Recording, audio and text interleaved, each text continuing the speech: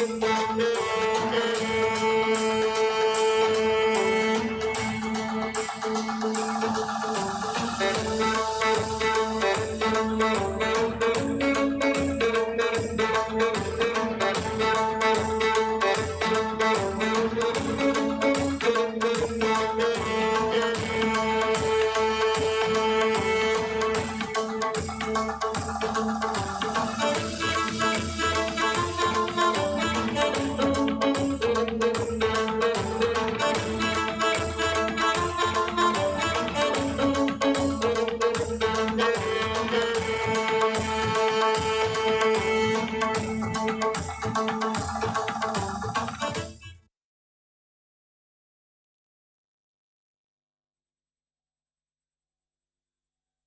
evening, ladies and gentlemen.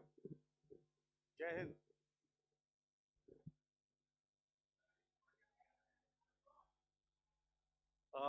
Welcome to this special press conference on Operation Sindoor. We will begin with opening statements by the three senior officers to my right here, who have been directly overseeing operations during Operation Sindoor.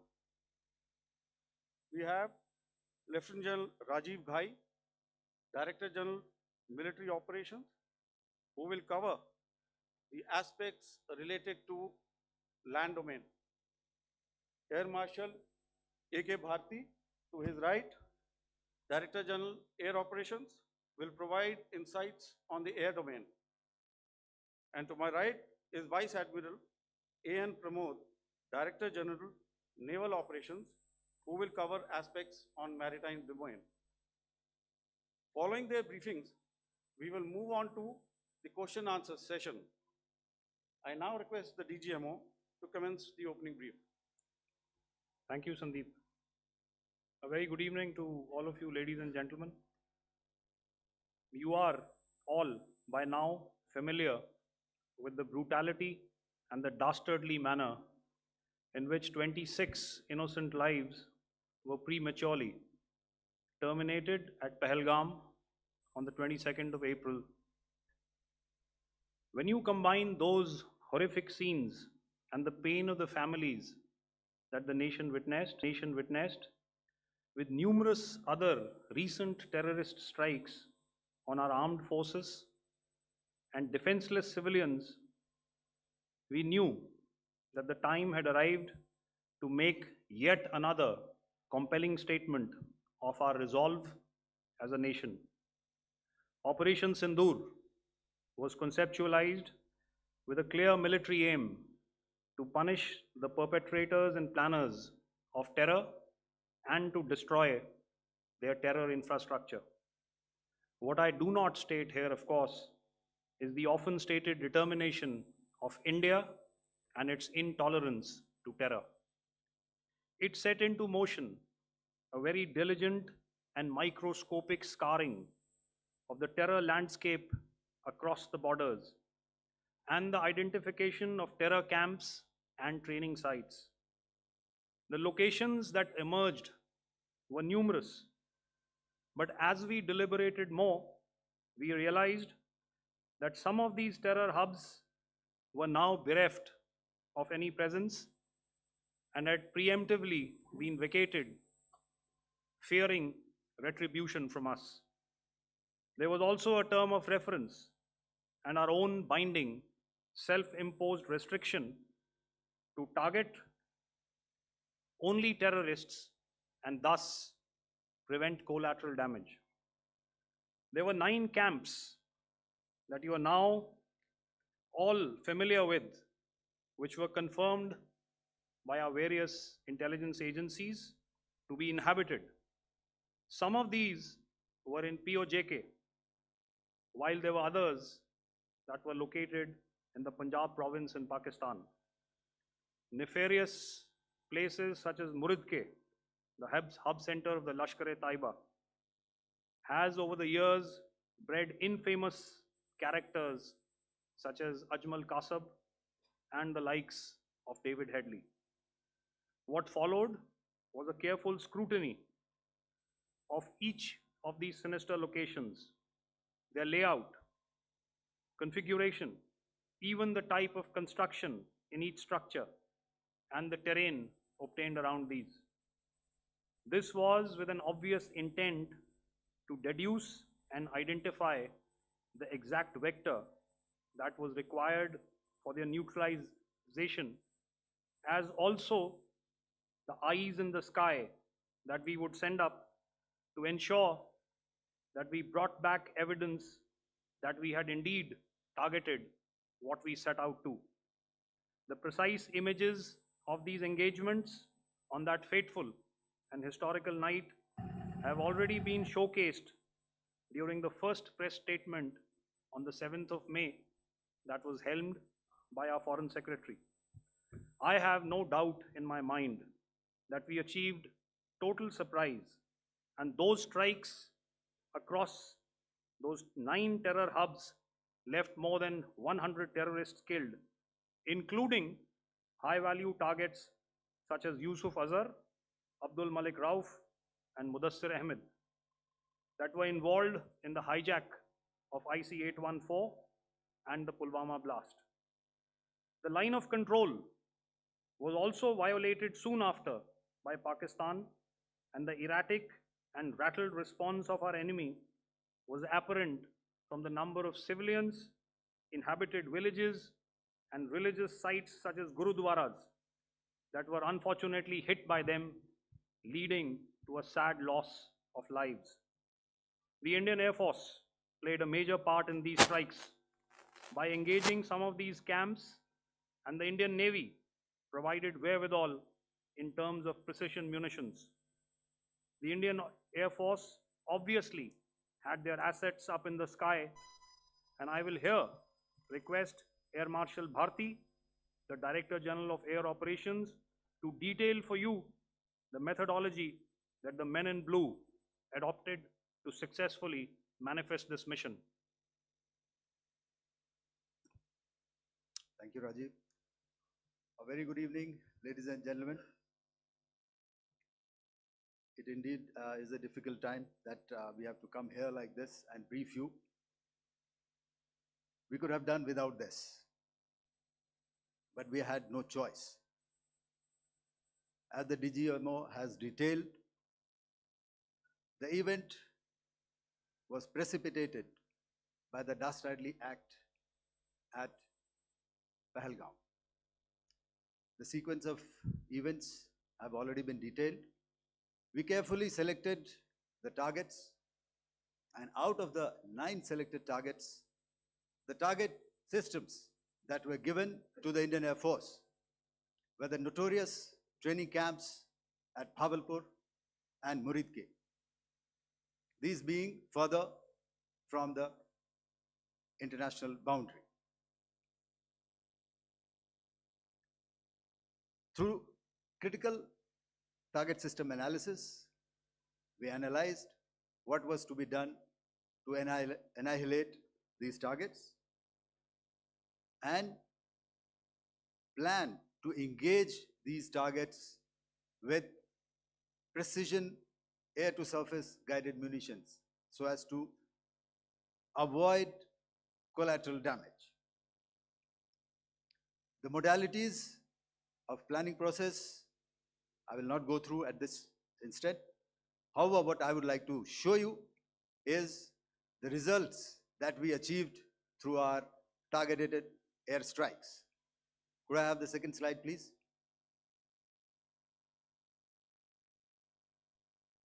Yeah, change, please.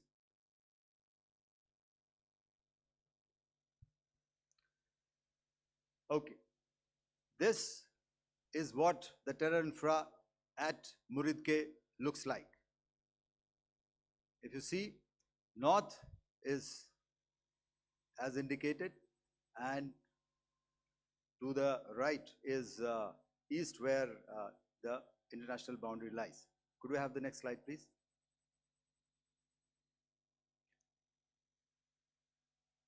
Orientating. Just go back one slide. Okay. Please have a look at this red building, the series of buildings out here.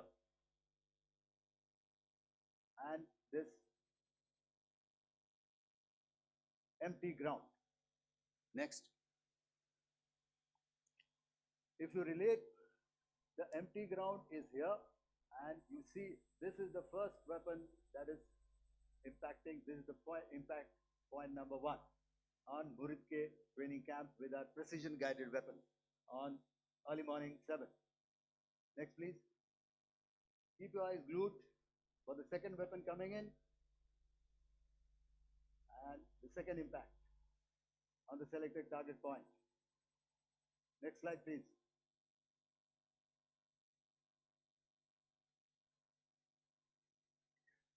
Third weapon, third impact.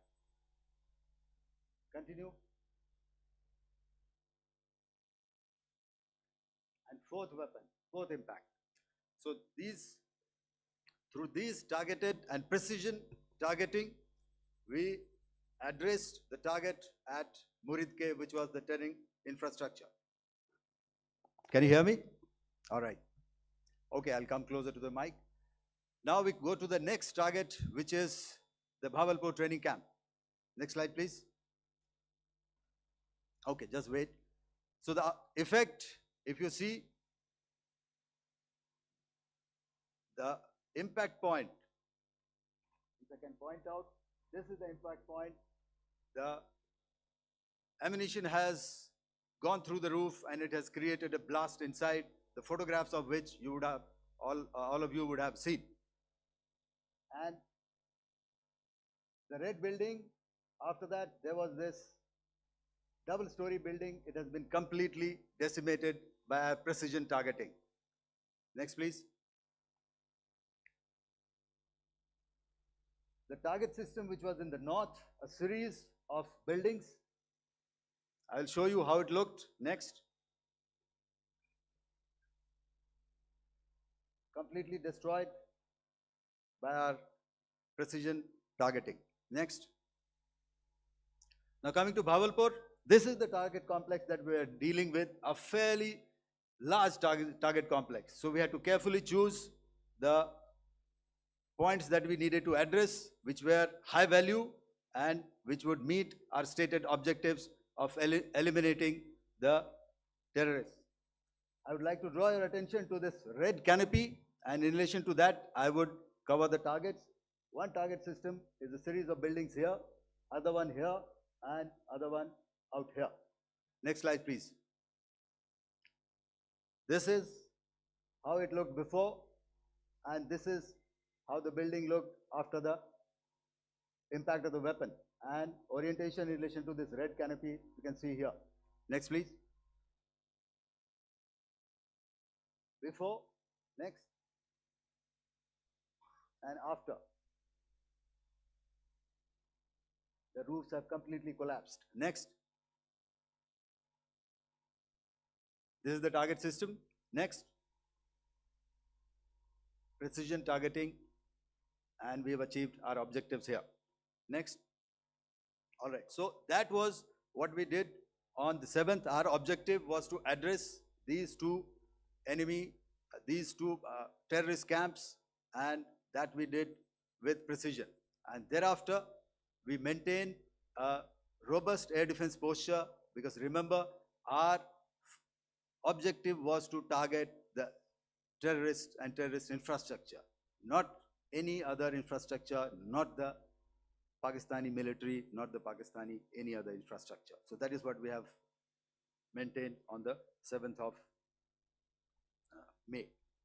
However, what we saw in the evening of 7th of May, we were saturated with a raid of Pakistani unmanned aerial vehicles and small drones.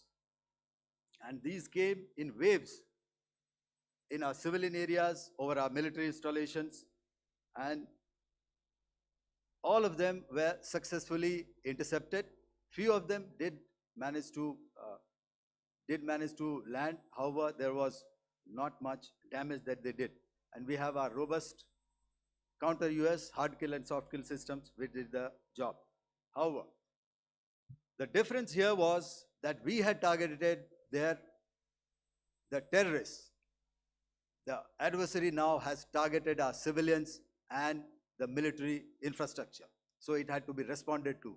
So in a quick and calibrated response, that very night, we struck their radar installations at Lahore and close to Gujranwala, the LYT installation, to indicate to him that we are ready, yet we do not want to escalate. Our fight was with the terrorists and not with the Pakistani military establishment. Thank you.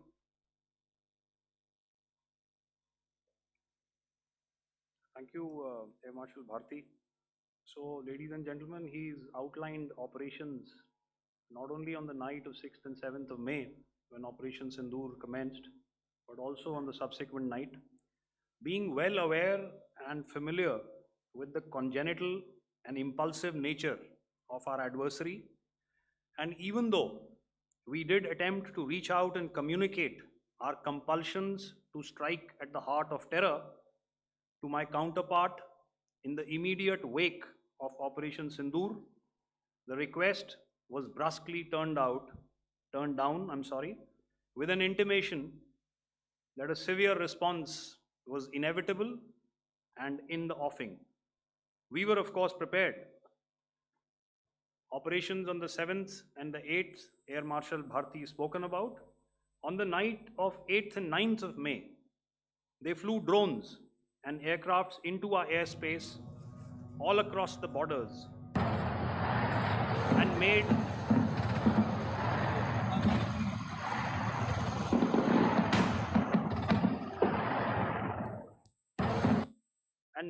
largely unsuccessful attempts to target numerous military infrastructure.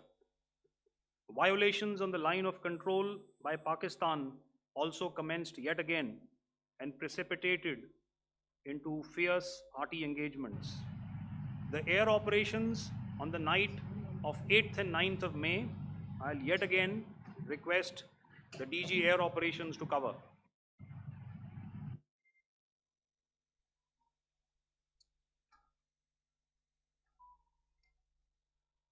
So I just covered what happened on the night of 7th and 8th. What we found that on the night of 8th and 9th, starting as early as 22:30 hours, our cities had a mass raid of drones, unmanned aerial vehicles, UCAVs, starting right from Srinagar, going down right up to Nalia. It was a mass raid in waves, and it was relentless.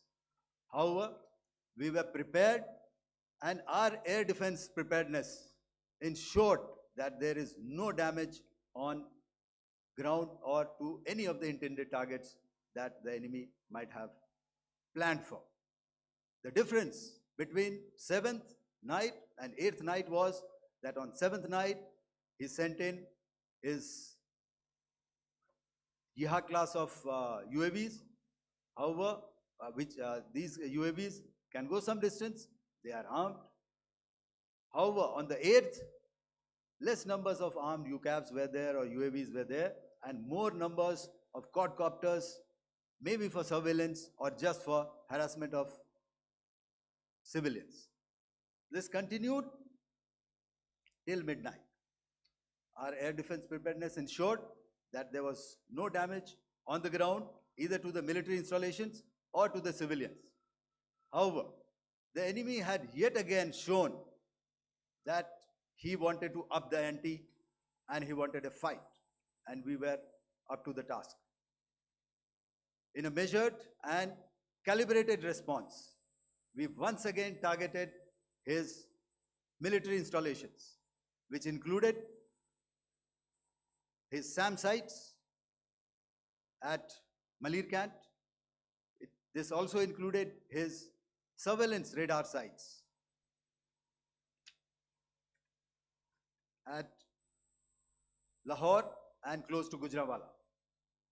These were suitably addressed, and thereafter his drone attacks continued even till morning, which we countered, and during the daytime there was some respite.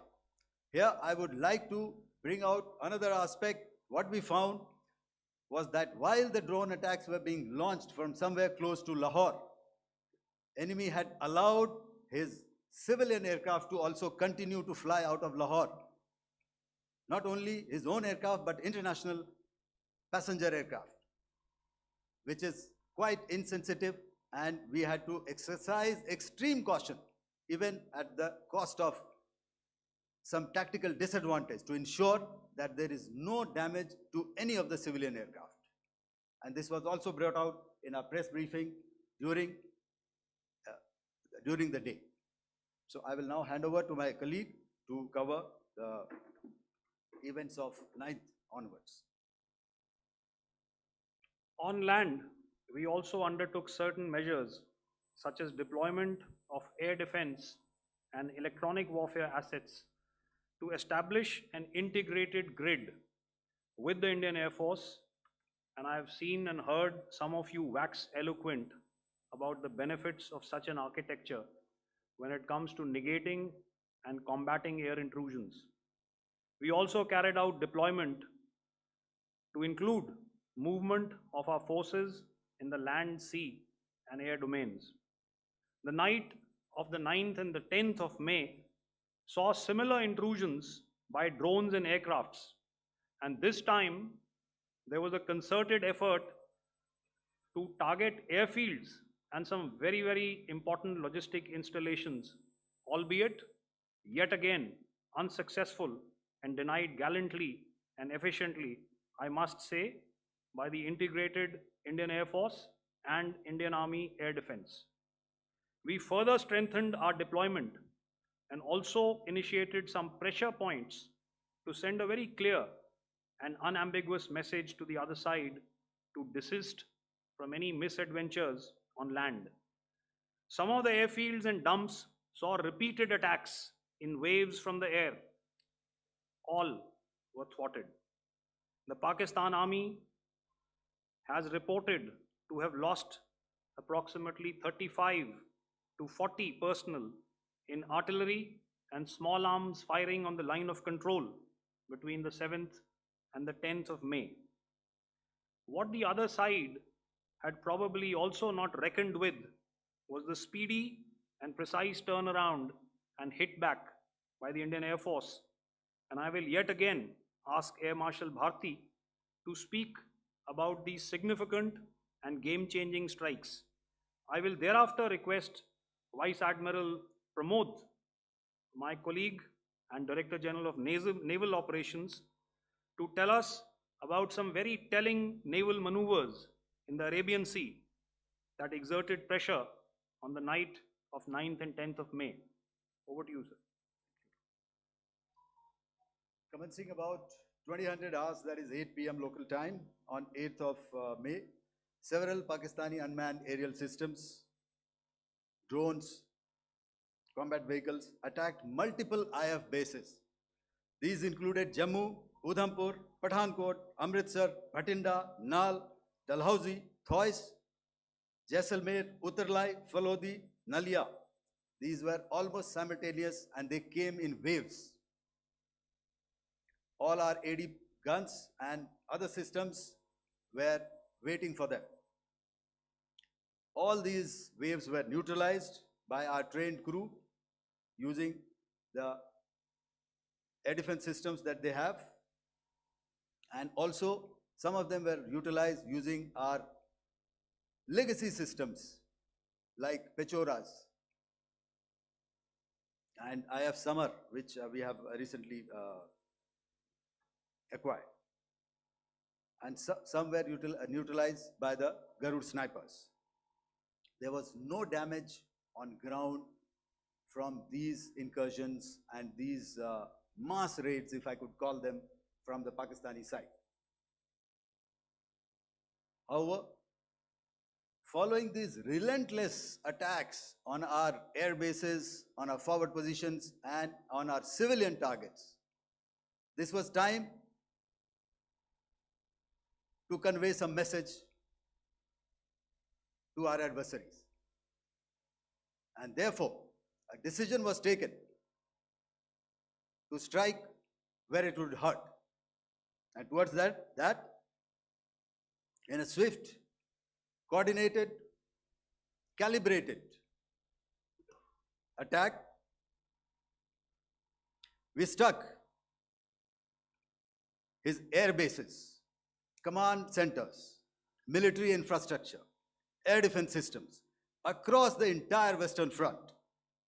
The bases we struck include Chaklala, Rafiki, and mind you, Chaklala is Islamabad. Rahim Yar Khan, Sakar, sending a clear message that aggression will not be tolerated. This was followed by strikes at Sargoda, Bholari, Jacobabad. We also struck the C2 centers at Murid, the UAE complex at Murid, Rafiki, radar at Chunia, which I will show you, Rahim Yar Khan airfield, and the unmanned combat aerial vehicle hangar at Sakar. I would like to reiterate here that we have the capability to target every system at these bases and more. However, it was only a measured response to instill good wisdom to our adversary to refrain from further escalation. IF response was directed only at military installations, avoiding civilian and collateral damage. I would now like to show you some of the effects that have been achieved as a result of our air operation.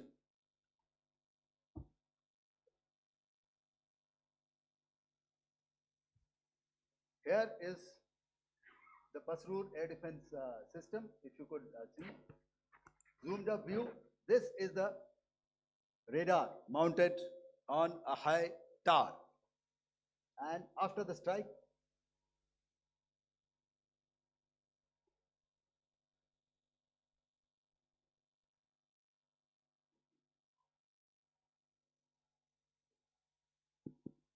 thank you. Can you hear me? Yeah, thank you. And after the strike, this is what has happened. This radar has been taken out, completely burnt. Next slide, please. The Chunia air defense radar, which was taken out on 7th and 8th. This is the radar site. A blown up photograph, once again, on a tower. Not very clear, but what you see very clearly is the after effect after we have struck. The radar head has been completely decapitated. Next slide, please. Arifwala air defense radar. In this complex, you see how it looked before, blown up image, and after really blown up. Next. Now coming to Sargoda airfield. Remember, this is one of their important airfields wherein they have a lot of assets, F-16s, other assets which they keep getting, training institutes. And we have stuck this airfield. It is not, if you zoom in here, then one impact point here on the runway and second impact point of our weapon, precision weapon on the runway. And if you see this blown up, repairing going on. Same here. Next. Rahim Yar Khan. This is the area we have struck. A deep strike out here and one complex here. So this is how it looked before, and same, you see a big crater, another crater here, and this complex after strike neutralized. Next. Chaklala airfield, Noor Khan, once again a major air base, a lot of their logistic assets out here. This was the chosen complex that we intended to strike and convey a message. Next slide, please. This is how it looked before, and this is how it looked after our strike. Next. Sakar. We chose the radar site at Sakar. This is the radar site. And after it was struck, this is the aftermath, completely burnt out. Next, please. Aircraft shelter. This is how it looked before the strike, and this is how it looked after the strike.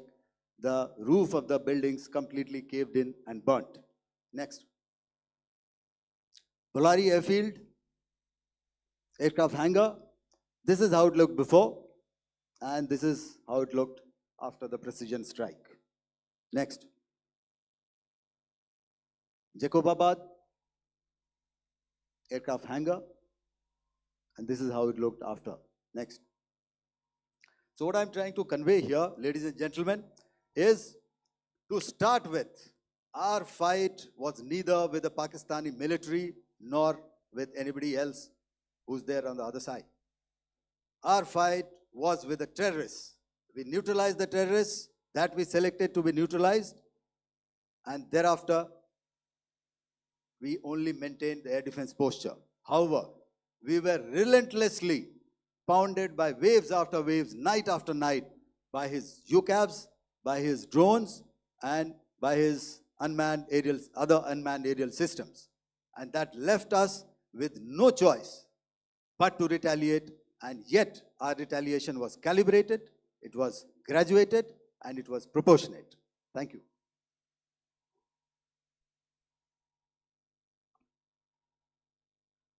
Good evening, ladies and gentlemen. In the aftermath of the cowardly attacks on innocent tourists at Pahalgam in Jammu and Kashmir by Pakistani-sponsored terrorists on 22nd April, the Indian Navy's Carrier Battle Group, surface forces, submarines, and aviation assets were immediately deployed at sea with full combat readiness in concert with the Joint Operation Plan of the Indian Defence Forces. You may be aware that we tested and refined tactics and procedures at sea during multiple weapon firings in the Arabian Sea within 96 hours of the terrorist attack. The aim was to revalidate our crew, armament, equipment, and platform readiness to deliver various ordnance on selected targets precisely. Thereafter, our forces remained forward deployed in the Northern Arabian Sea in a dissuasive and deterrent posture with full readiness and capacity to strike select targets at sea and on land, including Karachi at time of our choosing. The forward deployment of the Indian Navy compelled Pakistani naval and air units to be in a defensive posture, mostly inside harbors or very close to the coast, which we monitored continuously. The Indian Navy maintained seamless maritime domain awareness throughout the duration and was entirely aware of the location and movement of Pakistani units. In effect, we had and continue to have good battle space transparency using our maritime domain awareness grid. As you are aware, our response has been measured, proportionate, non-escalatory, and responsible from day one. Accordingly, the calibrated approach considered all options, including the ability of the Indian Navy for offensive action from and at sea. As part of this escalation control mechanism, the application of force by the Navy was planned in a synchronized manner in coordination with the Army and Air Force, the highlight being teams from the three services working closely in an integrated manner. Along with the kinetic actions by the Indian Army and Indian Air Force, the overwhelming operational edge of Indian Navy at sea contributed towards Pakistan's urgent request for a ceasefire yesterday. As we speak, Indian Navy remains deployed at sea in a credible deterrent posture to respond decisively to any inimical action by Pakistan of Pakistan-based terrorists. Thank you. Samnovarna, Jai Hind. Now I'll hand over to Director General Military Operations for further proceedings. Ladies and gentlemen, on the 10th of May, in the morning, even as we were getting into a huddle to wargame the events of the previous night, a routine exercise, I received a message on hotline from my counterpart in Pakistan seeking my willingness to communicate. Since our initial aim was to strike at terror camps, and all our actions in the subsequent days were in response to the intrusions and violations by the Pakistan Air Force and its army, it was decided that I would indeed speak with my counterpart. You are already aware, I've seen it being covered on national television, that my communication with the Pak DGMO was conducted at 15:35 hours yesterday and resulted in cessation of cross-border firing and air intrusions by either side with effect from 1700 hours 10th of May, after he proposed that we cease hostilities. We also decided to further speak on the 12th of May, that's tomorrow, at 1200 hours, to discuss the modalities that would enable the longevity of this understanding. However, disappointingly, and must I add, expectedly, it took only a couple of hours for the Pakistan Army to violate these arrangements by cross-border and across the line of control firing, followed by drone intrusions across the expanse of the Western Front through last night and in the early hours of the morning today. These violations were responded to robustly and dealt with as they must be. We have earlier today sent another hotline message to my counterpart highlighting these violations of the understanding between the DGMOs on the 10th of May and our firm and clear intent to respond to these fiercely and punitively, if repeated tonight, subsequently, or later. In this regard, I must inform all of you that the Chief of Army Staff has earlier today conducted a security review and has granted full authority to our Army commanders for counter actions in the kinetic domain in case of any violation by Pakistan. In the end, I pay my solemn homage to my 5 fallen colleagues and brothers from the armed forces and civilians who have tragically lost their lives in Operation Sindoor. Our hearts go out to the bereaved families, and we express our solidarity to them in this lifetime and beyond, at this grave juncture in their lives. Their sacrifices shall always be remembered and spoken of in glowing terms by a grateful nation. We have thus far, ladies and gentlemen, exercised, and my colleague Pramod highlighted this, immense restraint, and our actions have been focused, measured, and non-escalatory. However, any threat to the sovereignty, territorial integrity, and safety of our citizens will be met with decisive force. Jai Hind. Okay, ladies and gentlemen,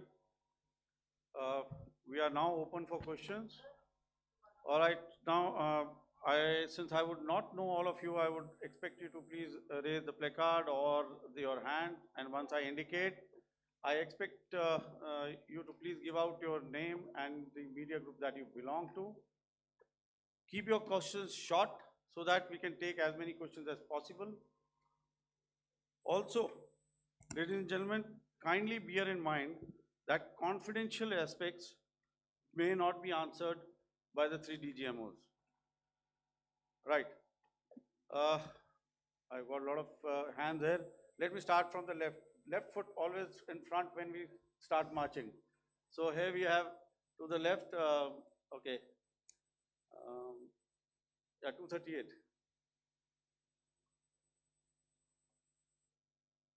Hello. So this is Manas Pratimugyan from PTI, Press Trust of India. So the understanding that was reached yesterday on stopping the military operations and actions, was it for just 3 days? And what would be the cost escalation if there is violation of this understanding by the Pakistani side? And my subsequent question would be that we have a kind of ceasefire agreement with Pakistan that was finalized in 2003. So will there be some kind of similarities in frameworks between the two kind of understandings, 2003 ceasefire agreement and the current understanding on stopping military operations? And again, what are the cost that will be incurring on Pakistan if Pakistan again resorts to this kind of terrorist activities, because we have made it very clear that the cost will be very high. So I would like to have your thoughts on it. Okay, so I'll answer the latter part of the question first. I also want to add that while the initial ceasefire agreement, as you correctly pointed out, is of the 2003 vintage, but I must remind you that in 2021, in the month of February, and this was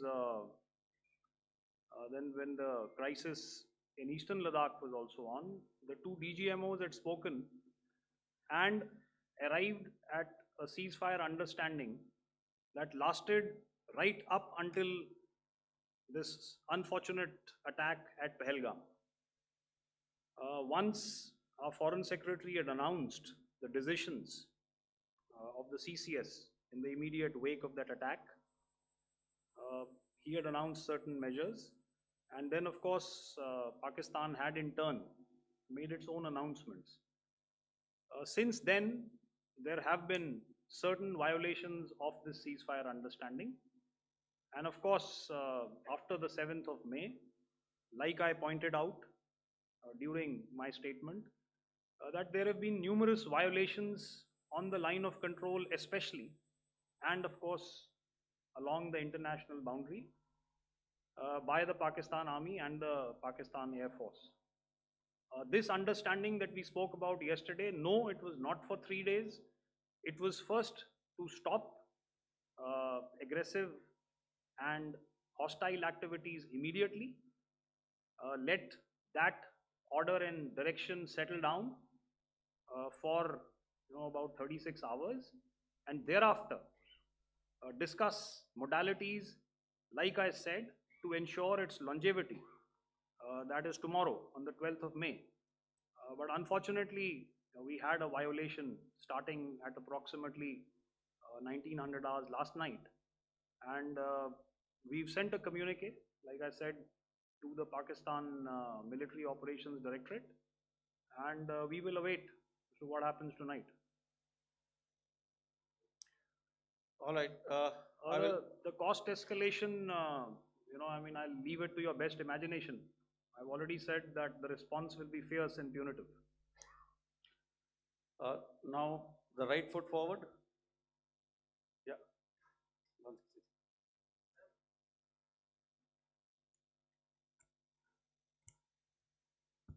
Sir, I'm Ajit Dubey from ANI, sir.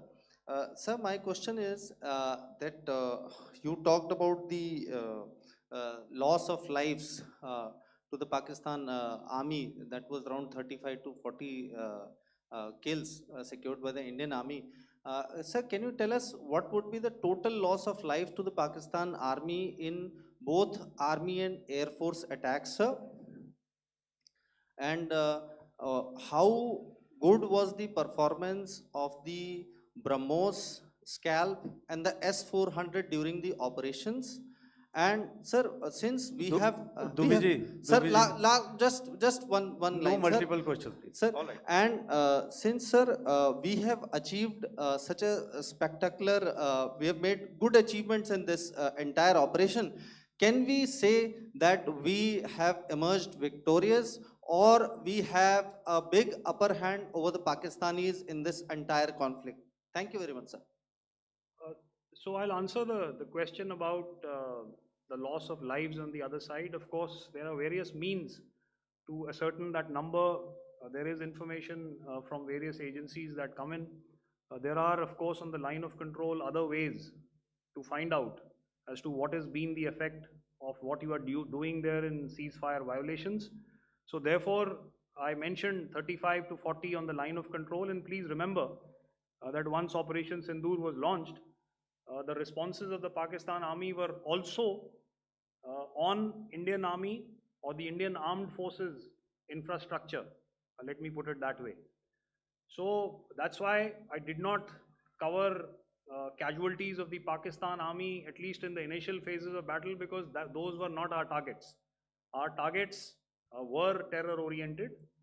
And of course, later, once they launched air intrusions and air operations on our infrastructure, we've used heavier weapons, and of course there would have been casualties, but those are still being assessed. The effects of the weapons that you mentioned, I will request Air Marshal Bharti to apprise all of you about those. Good evening, Mr. Ajit. How are you? Ajit, okay, you're meeting after some time. I never mentioned about any of the weapons that we used. Check. Okay. What I was saying, that I never mentioned of any of the weapons, the caliber that we used. All right, so we'll leave it at that. Those are matters of operational details which I would not like to go into. But suffice to say that whatever methods and whatever means we have chosen, it had the desired effects on the enemy targets. How many casualties? How many injuries? Well, to start with, our aim was not to inflict casualties, but in case there have been, it is for them to count. Our job is to hit the target, not to count the body bags. And the last part of your question, I wonder if you read out the tweet on ADGPI at midnight once we'd done what we had to in Operation Sindoor. And that's credit to my friend here on the left. Justice has been served, Ajit. That is all that I will say.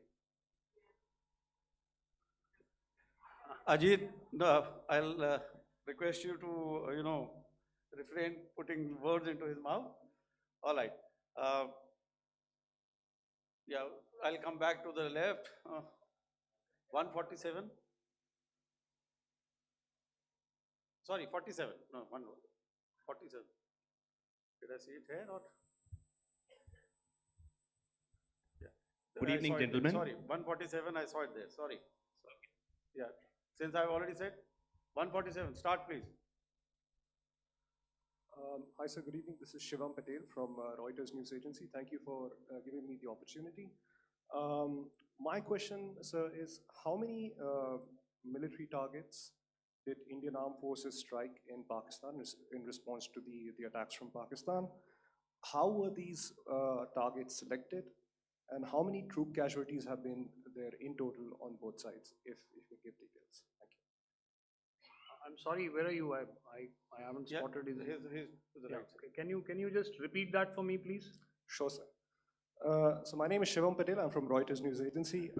My question is, how many military targets in total did the Indian Armed Forces strike in Pakistan in response to the attack from Pakistan? How were these targets selected? And how many troop casualties have been there on both sides, if you can? So you're speaking of the targets that I mentioned in the wake of the attack at Pahalgam, right?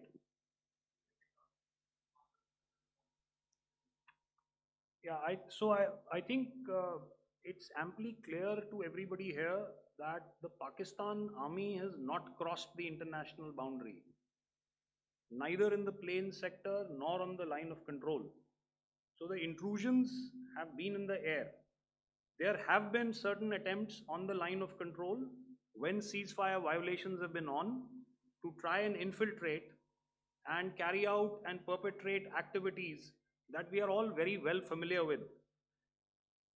Whether these are by terrorists or by the Pakistan army or its special forces and commandos is difficult to say, but each of these have been effectively thwarted.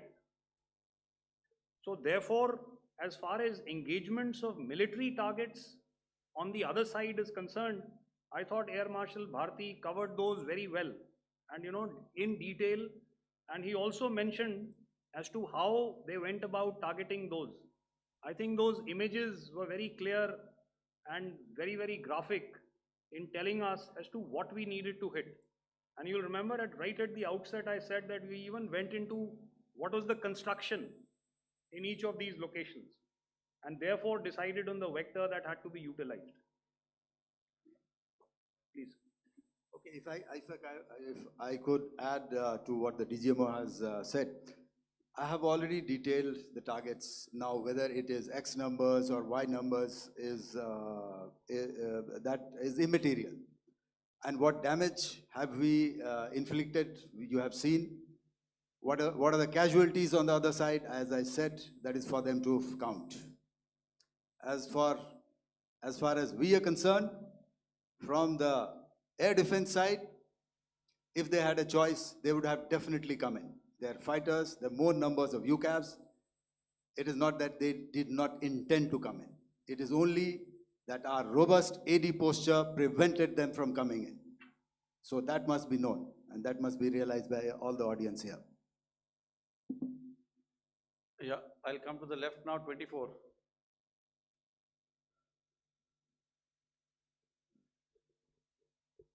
Good evening, sir. This is Anvesh Rath from Z. Sir, I wanted to know on the first briefing, which was done by FS and two representatives from Air Force and Army, you showed a list where there was 21 places in that list. You have stuck 9. Are more operations going to be held? Is Operation Sindoor still on? And the second question, thank you, sir. Thank you so much. And also, I want to congratulate all three of you for a fantastic operation that you guys have done. Thank you so much. Thank you so much for that one question. Yeah. Sir, the question. Unfortunately, Rath, is that your name? I'm sorry. As far as operational details are concerned, I am not in a position to share those right now. But I think I'll take a cue from Pramod. He said towards the end that the Indian Navy is still in a posture that is deterrent. And I have already made it very clear towards the end of what I said that it's only a couple of hours ago that the Chief of Army Staff has carried out a security review, and he's authorized our Army commanders to deal with violations of any kind from across the borders in a manner that they deem fit. So again, to reiterate, the response will be fierce and it will be punitive.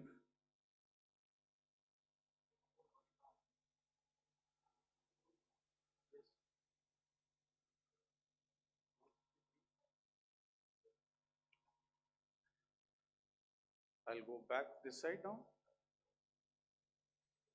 Yeah, 255. She said middle wale kya karenge, so 255.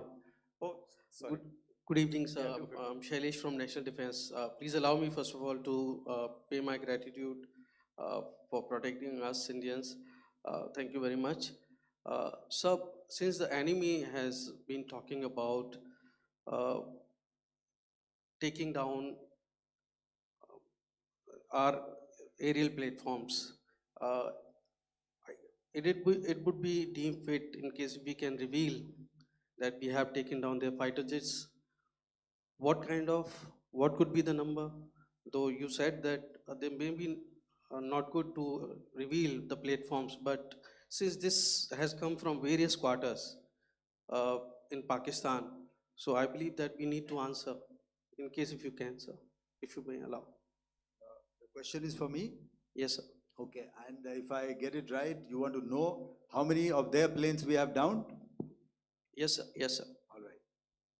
See, as I said, their planes were prevented from coming inside our border. All right. So we do not have the wreckage with us, but definitely we have downed a few planes. Numbers, we would not like to hazard a guess out here. Okay. I have the numbers, okay, and we are getting into the technical details of it to establish it. So I would not like to put a figure at this time, but definitely there are losses from their side which we have inflicted. Were they, Please don't ask. were they fourth generation plus, sir? No, See, sir, you're putting words into my mouth. Why do you Sir, say fourth generation? Let us make it high tech. Thank you so much, sir. all Thank right. Yeah, 163.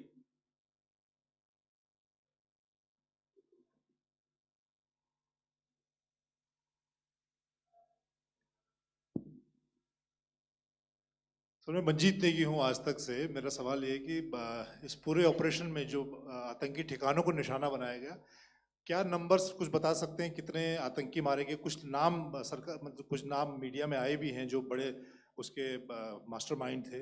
और एक सवाल जो आज air force ने भी एक tweet किया कि ऑपरेशन सिंदूर अभी जारी है और सरकार की तरफ से भी कहा गया। और पिछली बार जब विदेश मंत्रालय की प्रेस कॉन्फ्रेंस पहली हुई थी, उसमें वो लिस्ट दिखाई गई थी कि 21 टेरर कैंप आइडेंटिफाई किए गए हैं। तो क्या जो बाकी बचे हुए टेरर कैंप हैं उन पर भी कार्रवाई होगी? और एक नंबर अगर आप बता पाएं कितने टेररिस्ट मारे गए? Manjeet ji, 3 questions. The third one has just been asked here before. So 21 this thing. So I'll request the first two to be answered so that we have more number of people who can ask. Manjeet, जब मैंने statement दिया तो मैंने शुरू में ही कहा कि जैसे ही ऑपरेशन सिंदूर कॉन्सेप्चुअलाइज हुआ तो हमारा जो पीछे की कार्रवाई होती है, स्पेड वर्क और टारगेट्स को आइडेंटिफाई और एनालाइज करने की कार्रवाई शुरू हो गई थी। मैंने जब स्टेटमेंट दिया तो मैंने बताया कि बहुत सारे थे, हमने 21 दिखाए होंगे और भी हैं, लेकिन वो लिस्ट फिल्टर करते करते 21 तक पहुंची। अब क्या आगे एंगेज किए जाएंगे? अगर ज़रूरत पड़ेगी तो ज़रूर एंगेज किए जाएंगे, लेकिन मैंने बताया कि इस समय जो इंट एजेंसीज ने हमें बताया कि फलाने कैंप में प्रेजेंस है, हमने उनको एंगेज किया। कुछ नाम मैंने लिए, कुछ नाम अभी पुख्ता किए जा रहे हैं। मैंने आपको बताया कि जो इंट एजेंसीज ने अभी तक असेसमेंट किया है उसमें उन्होंने कहा है कि तकरीबन 100 से ज़्यादा मारे गए हैं। और एक आज आपने तस्वीर भी देखी कि काफ़ी प्रोमिनेंट जो फ्यूनरल था, काफ़ी प्रोमिनेंट एक जो हस्ती हैं वो ऑर्गेनाइज कर रहे थे, और उस फ्यूनरल में और कौन कौन लोग अटेंड कर रहे थे वो तो आपने देखा ही। तो आप लोग सब समझदार हैं और मुझे ये कहने की ज़रूरत नहीं है कि इन लोगों को कहाँ से सपोर्ट मिल रहा है। अगर नहीं मिल रहा होता तो ऑपरेशन सिंदूर नहीं होता, तो उसी की वजह से है ये ऑपरेशन। तो मेरे ख्याल से मैंने आपके सारे सवालों का जवाब दे दिया है। Ma'am. Sir, next is from 17. Sir, मेरा नाम अंजू निर्वाण है, TV9 भारतवर्ष से। सर, मेरा सवाल ये है कि ऑपरेशन सिंदूर में हमारी जो इंडियन नेवी है उसके बारे में सर थोड़ा सा बताएं कि किस तरह की उसकी भूमिका रही, क्योंकि हमने इस दौरान सर देखा कि बहुत सारी स्पेकुलेशन भी रही और ये बोला गया कि कराची तक हमारी नेवी ने ऑपरेशन किया है। तो सर इस पे थोड़ी सी क्लैरिटी चाहिए। और सर हमने कौन कौन से फाइटर एयरक्राफ्ट डाउन किए हैं, अगर उसका भी थोड़ा सा क्लैरिटी मिल जाए तो अच्छा रहेगा। तो मैं आपका पहले सवाल का जवाब दूंगा। I will make few sentences and leave it for your imagination. First of all, as I mentioned, we have quantitative and qualitative edge to deliver a massive blow to our adversary. And we completely dominate in the maritime front. Indian Navy's action is part of the escalation ladder mechanism which we have worked out amongst 3 services.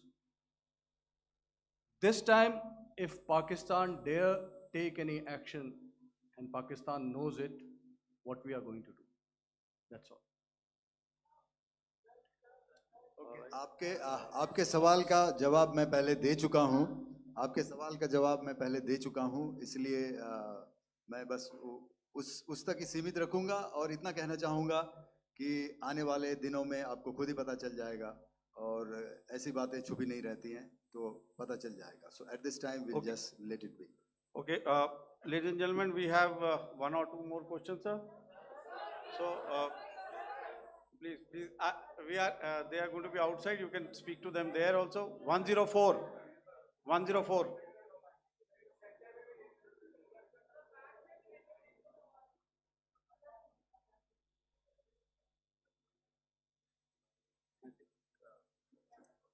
Yeah, ask. Sir, Dinakar with the Hindu newspaper. Are you surprised that you got this question? No, sir. Look. Sir, can you give a number of assets we lost, because there's been a lot of speculation going on, international media writing a lot of things about our platforms, including Rafales. I mean, Pakistan claiming that Rafale has been downed, etc. Can you put that question to rest and clarify on that? I guess that question is for me. All right, I'm happy that you've asked this question. You know, we are in a combat scenario, and losses are a part of combat. The question that you must ask us, okay, and indeed that we must ask ourselves, you inclusive, is have we achieved our objectives? Have we achieved our objective of decimating that terrorist camp? And the answer is a thumping yes. And the results are for the whole world to see. As for the details, what could have been, how many numbers, which platform did we lose? You know, at this time, I would not like to comment on that, because we are still in a combat situation. And if I comment on anything, it will only be adversary. So we don't want to give him any advantage at this stage. All I can say is that we have achieved our objectives that we selected, and all our pilots are back home. Thank you. Okay, hold, please don't, please be civil here. So we'll have 220 now. Hello sir, this is Anita Chaudhary sir from Swadesh newspaper. मेरा सवाल है, क्योंकि ये हमारे जो पहले जो action रहा वो आतंकवाद के खिलाफ रहा, तो आतंकवाद में अजहर मसूद की तरफ से एक बयान जारी किया गया था जिसमें उन्होंने कहा कि हम इसका बदला लेंगे और जाज रुलाएंगे। तो क्या अगला, अगर खुदा न खास्ता अगला टेरर अटैक किसी भी तरह का होता है, तो क्या उसे एक्ट ऑफ वॉर में हमारी तरफ से लिया जाएगा और उसका क्या माकूल जवाब दिया जा सकता है? मेरा इसमें सिर्फ एक ही जवाब है आपके लिए कि हमने अपनी कार्रवाई करी। हमने उसके बाद मैंने अपने स्टेटमेंट में भी बताया कि ये कम्युनिकेट करने की कोशिश करी कि हमने इस तरीके से ये जो स्ट्राइक्स हैं वो क्यों की। लेकिन जो हमारा एडवर्सरी है उसने जैसे मुनासिब समझा वो कार्रवाई करी। तो आपने देखा कि ये जो एक्टिविटीज़ चल रही हैं 3-4 दिन से, ये कोई वॉर से कम नहीं है। नॉर्मल सर्कमस्टांसेस में एक दूसरे देश की एयरफोर्सेस हवा में नहीं उड़ती हैं और एक दूसरे के ऊपर स्ट्राइक्स नहीं करती हैं। हर रात इंट्रूजन्स नहीं होते हैं। लाइन ऑफ कंट्रोल पर सीज फायर वायोलेशंस, आपके एक साथी ने सवाल पूछा था शुरू में, एक सीज फायर अंडरस्टैंडिंग था, वो भी जा चुका है। उस सीज फायर अंडरस्टैंडिंग के जाते जो फायरिंग हो रही है लाइन ऑफ कंट्रोल में, उसमें घुसपैठ की कोशिश हो रही है। आमतौर पर ये घुसपैठ लाइन ऑफ कंट्रोल में टेररिस्ट करते हैं, लेकिन हमें इंफॉर्मेशन है कि हो सकता है ये पाकिस्तान आर्मी की टोलियां भी हों जो हमारे पोस्ट के ऊपर खामी पहुंचाने की कोशिश कर रही हैं। तो ये सारी एक्टिविटीज़ तो वॉर में शामिल हैं। तो ये कहना मुश्किल है कि आगे क्या होगा, वो स्पेक्यूलेटिव जोन में आ जाता है और मैं स्पेक्यूलेट नहीं करना चाहता। हर एक सिचुएशन अलग होती है और उससे एक तरीके से डील किया जाता है। मैं एक सवाल इसका मैं जवाब देना चाहता हूँ, एक मिनट। सो जो मिलिट्री होता है, our main job is to prevent war and maintain peace and stability. So it is not that our response is a graded response. That means अगर किसी ने किया तो उसको graded उसमें किया, जैसे terrorist action हुआ तो what we did is a terrorist action and then we destroyed all the terrorist camps. उसके बाद आपने देखा कि उनने थोड़ा सा कोशिश किया तो हमारे एयरफोर्स और आर्मी ने क्या किया, तो मिलिट्री टारगेट्स हैं उनके ऊपर थोड़ा। So our aim is to maintain peace and tell our adversary that you do this and the response will be bloody. Okay, now as per the, please, we'll have 166 and 25 and after that no more please. Sir, this side. Ladies and gentlemen, please Sir. maintain, Sir, I'll this request side, you to sir. please be quiet. Jal Ghai? No. This side, sir. We have only two Sir, questions left, 166. Yeah, please start. So I'm Rahul Singh from Hindustan Times, sir. So you were totally on top of the game in the kind of losses you've inflicted on the enemy. I mean, we saw the slides and everything. So it kind of comes across that you were batting it 99 and you decided to declare your innings. What are your thoughts on that, sir? And do you think, are you weighing the option of the Pakistan army using this time, buying this time of the so-called ceasefire, or the understanding? And you talked about how they could not be trusted. So buying time to kind of build up their war reserves, getting stuff from their friends like Turkey or China, are we considering that possibility, sir?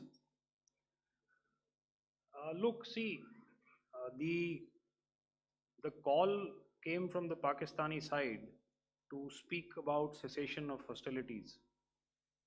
What pauses mean during such conflicts is known to everybody. You know, I don't want to go into the pros and cons of how preparation for war is made. You know, that is a process in itself.